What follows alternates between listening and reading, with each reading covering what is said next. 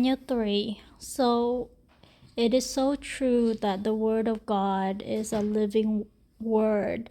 And I've read this before and now I'm reading again, but I'm in my late 30s now.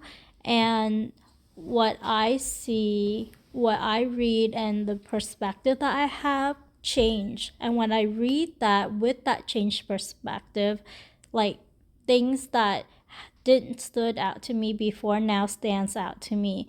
Like I know my kids, they watched Superbook, and this one, it's like this account is displayed there too.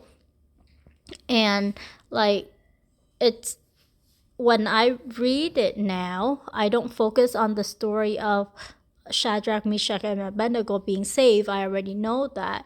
But now when I read it, I see the pride of Nebuchadnezzar. And yesterday,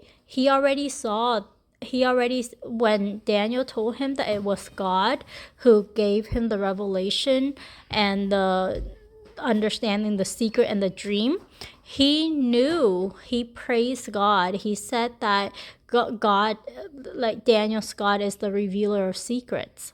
However, he then said, like, thought about it, and then he's like, oh, so God revealed this to me, that the statue is going to have clay mixed with iron feet, and that's the weak point. And then that is where how the stone that was thrown crushed everything. And he, instead of saying, oh God, what can I do, he and like, how is it supposed to affect me, he doesn't ask God, he doesn't submit himself to God. He instead said, well, God revealed that to me. Well, I know what I'm going to do now. I'm going to make a statue totally out of gold, a precious metal, so that it won't be crushed. And you said that I'm the head of gold. I want my whole body. So I want to rule. No other kingdom will come. I'm going to rule from beginning to end, and it won't be crushed. I think that is his intent. And then not only that, he said right here that that what God is there who can rescue you from my hands. So his pride is like very, very high. His pride, he would say, oh, sweetly to these guys that, oh, you're gonna, when you're ready, you can worship when the statue, when the flute and the music plays. But when they said no, they said that our God, will, whom we serve, will be able to rescue us. But even if he does not, we are not going to serve your gods.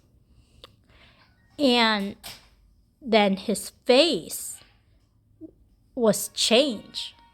He was filled with wrath. And this is very true of prideful people. They can change like that when they feel violated, when they feel disrespected.